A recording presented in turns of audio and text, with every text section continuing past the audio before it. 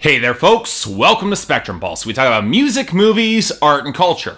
And today we got a new special comment on Pop 101, in defense of pop music. In August 4th of this year, the Canadian pop rock band Marianas Trench released their music video for a new song titled Pop 101, a song that sought to satirize pop music tropes and sounds throughout the past decade. From 2006 Justin Timberlake and 2004 Lil Jon to 2013 Miley Cyrus. And just like Maddie and Tay's Girls in a Country song, The Roots' most recent album, And Then You Shoot Your Cousin, and any number of self-aware punk records released since the dawn of the genre, Marianas Trench are commenting upon and satirizing the trends in their own genre of music. And they actually happen to make a pretty damn solid pop song along the way. But the release of that song and the usual slew of comments that I usually get saying, dude, you clearly just don't like pop music. Why bother reviewing in the first place? Leave it alone. Finally spurred me to put some serious thought into having a discussion here. And this discussion will be centered around three questions. What is pop music? Why do I like it? And is it worth defending? And to answer that question, I'm going to use the example of a Canadian pop rock band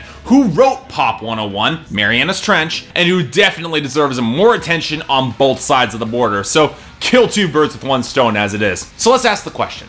What is pop music? Typically, musicologists boil it down to a few key traits: a focus on established craft over innovative art, an appeal to the mainstream public, an emphasis on technology rather than live performance, and a focus on existing and established trends and chord progression. In other words, if we want to put it in the absolute worst possible terms, it's processed, overproduced, unoriginal, studio-driven, power chord-heavy product designed to sell to the sheep of the mainstream public. Yeah, that's some pretty harsh words to level against acts as varied and as successful and as influential as the Beatles, the Beach Boys, Michael Jackson, Prince, Madonna, Lady Gaga, and Justin Timberlake. And I think you'd all agree that many, if not all the acts that I just mentioned might just deserve a little bit of an exception here. So let's qualify the question a little bit. What is good pop music? Now, there'll be some people who will say there's no such thing as good pop music, and while everyone is entitled to their own taste here, I would say that not acknowledging the sheer amount of talent and creativity and storied classics of many of the best pop acts does music as a whole a bit of a disservice. In other words, just because it was popular and because it is popular doesn't mean it automatically sucks. Now sure, pop music often works on established formulas in song and chord structure, but that's not saying that those formulas can't produce some gems of startling, fantastic quality. Now, for example, let's talk about Marianas Trench. Now, the band burst onto the music scene with the emo-inspired pop-punk record Fix Me in 2006, only really distinctive in the Canadian scene for having slightly wittier lyrics and more aggression than an act like Faber Drive or Headley, but not the raw, explosive force of an act like Billy Talent. They charted one hit in the United States with Shake Tramp, and everybody promptly assumed that they were just another casualty when the pop rock boom imploded in the last half of the 2000s.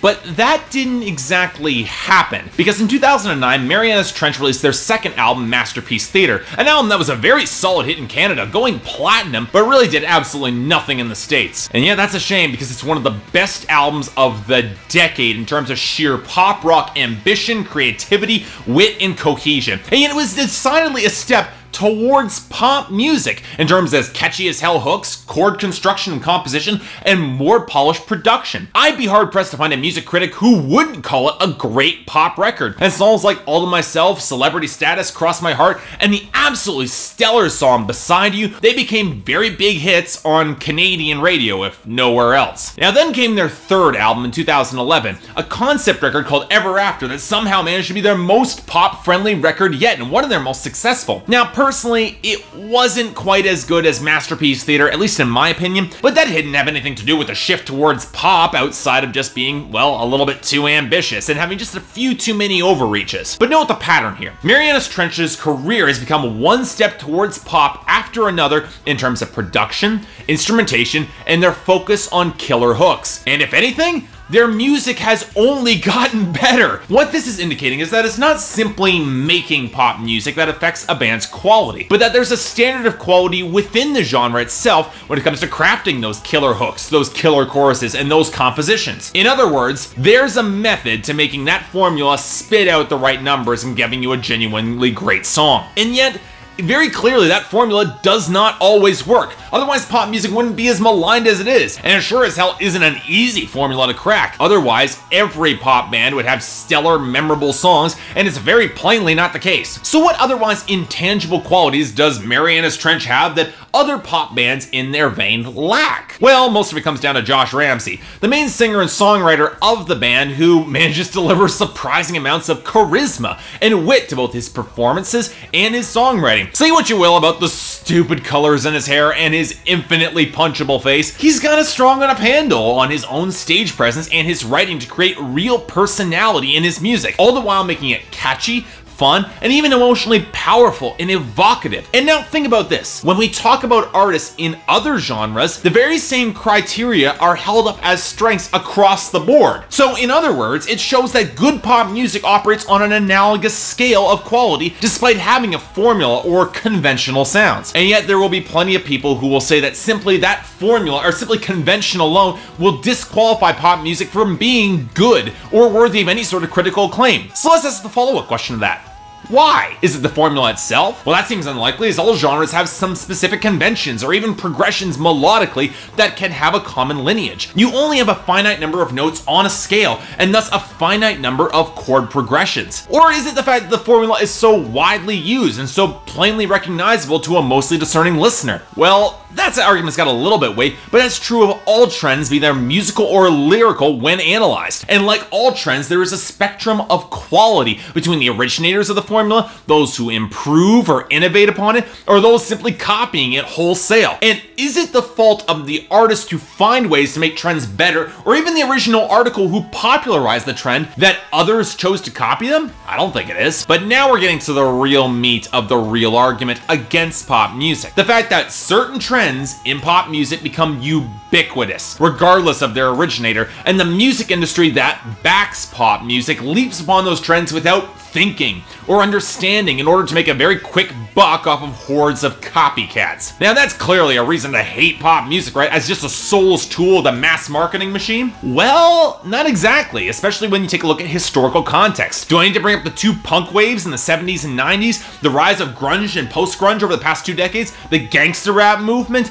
the rise and fall of hair metal in the 80s, bro country right now, any dozen musical trends that have come and gone over the past decades? When you think about it, the fault doesn't lie in the genre itself, but in the industry that attempts to clone it. And since pop music's formulas are slightly more obvious to the naked eye, the genre gets singled out because of the bad business practices that can taint it. And when I say bad, I mean bad from an economics point of view. If you want to see boom-bust capitalism at work like nothing else, look at pop music. An artist finds a golden opportunity and becomes very popular. The music industry piles on and inflates the bubble. It becomes unsustainable thanks to overinflation, and it collapses when the audience just gets sick of it or the market naturally takes its course. And while the industry can get very rich off mining those bubbles, thousands of artists at the bottom find themselves out of work. Capitalism. Now the funny thing is that it would be in the industry's best interest to diversify their talent pool and force more innovation, but that requires a certain amount of risk, and it's much easier to stick with an established formula and only hop on the bandwagon when it comes to certain sounds or styles, just like any business would. Which takes us to the song Pop 101, the newest single by Marianas Trench, and why it works as such a great satire. Now lyrically, it's an examination of how to write your basic pop song, to crack that elusive formula. But it's only the sort of examination that would be done by a music or marketing executive trying to write a pop song without truly grasping it, mashing together every possible trope in pop lyricism,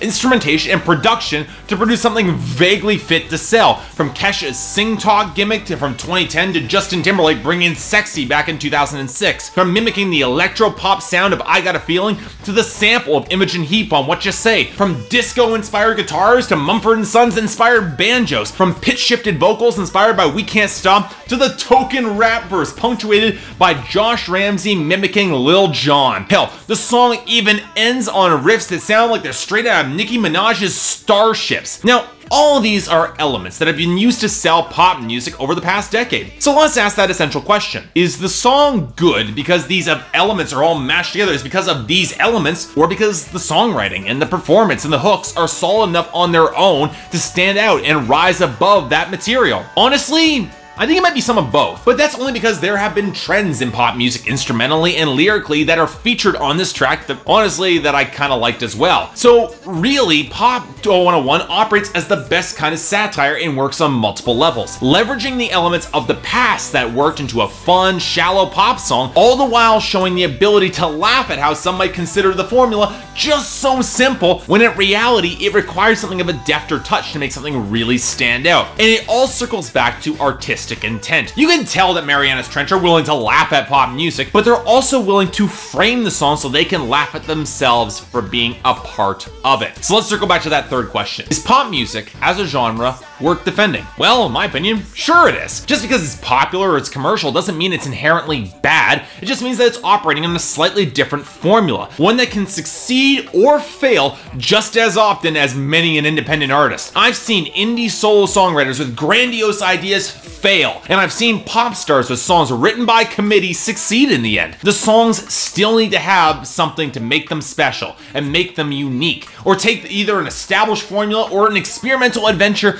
and infuse them with the personality and craftsmanship to actually make something good in the end. Pop might operate on a slightly different, more established formula, or have a commercial appeal that's not as experimental as your preferences might dictate. And you know what, that's okay, to each their own. But in the end, making pop music might be easier, but mastering pop music, making memorable pop music, is a different challenge entirely. Even if, at the end, it all comes out as one big joke, and you're willing to be a part of it.